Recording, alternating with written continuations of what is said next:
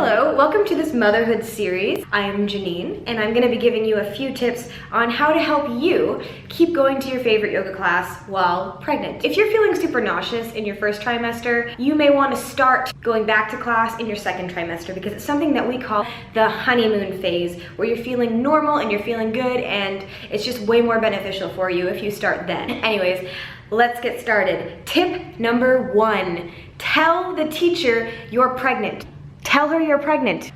I have gone into classes being super huge and they don't notice because sometimes it all just depends on what you're wearing or how many people they have. If you tell them you're pregnant, that will help them better navigate how to help you modify and things like that during class. Tip number 2, when you go into the room, try and situate yourself near a wall so that you can use it when you need to do things like balancing poses, anything really that you need for that extra stability. While you're pregnant, your balance is not always going to be that great.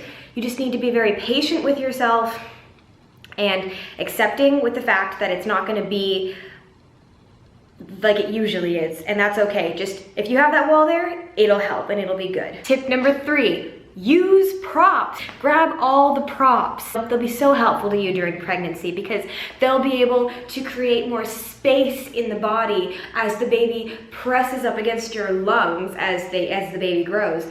Sit on blankets when in seated position. That creates length in the spine. Use blocks that also will create more length in the upper body.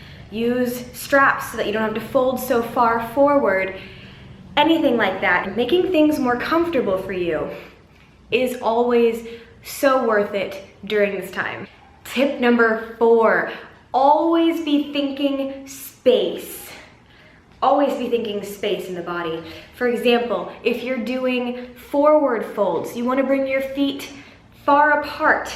Hips width apart or wider to fold forward. Do no closed twists. Always do open twists. Think about the space the baby needs to grow. Be aware of the space that you need to adjust in order to make it work. Tip number 5, when in doubt, cat-cow. So let's say everybody is lowering down to the floor all the way to their bellies. Obviously, you're not gonna ever lower down to your belly. Let's say everyone's going into an up dog or into a cobra. What you can do instead is stay on hands and knees and work some cat-cows. And also, your teacher may be able to give you modifications for what they are doing. The next tip is don't do any ab workouts. Don't do any floor ab workouts where you're doing bicycles or you're doing leg lifts. You don't need to be strengthening this particular area. You want it to be able to expand. So no ab workouts on the floor. Again, the teacher may have a modification that you can do, or this may be a good time to rest. Honestly, resting is important. You could be growing an organ right now.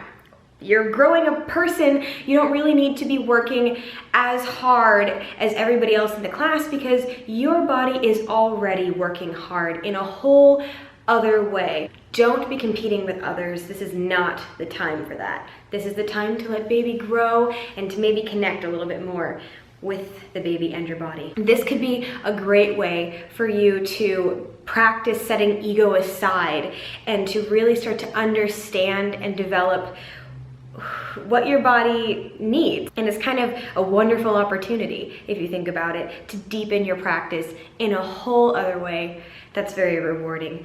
Anyways, thank you so much. If you like this video, I'm gonna be doing a whole series. So if you would like to, maybe subscribe, I don't know. All right, I'll see you guys next time. Bye. Look at how huge it is. Oh my gosh.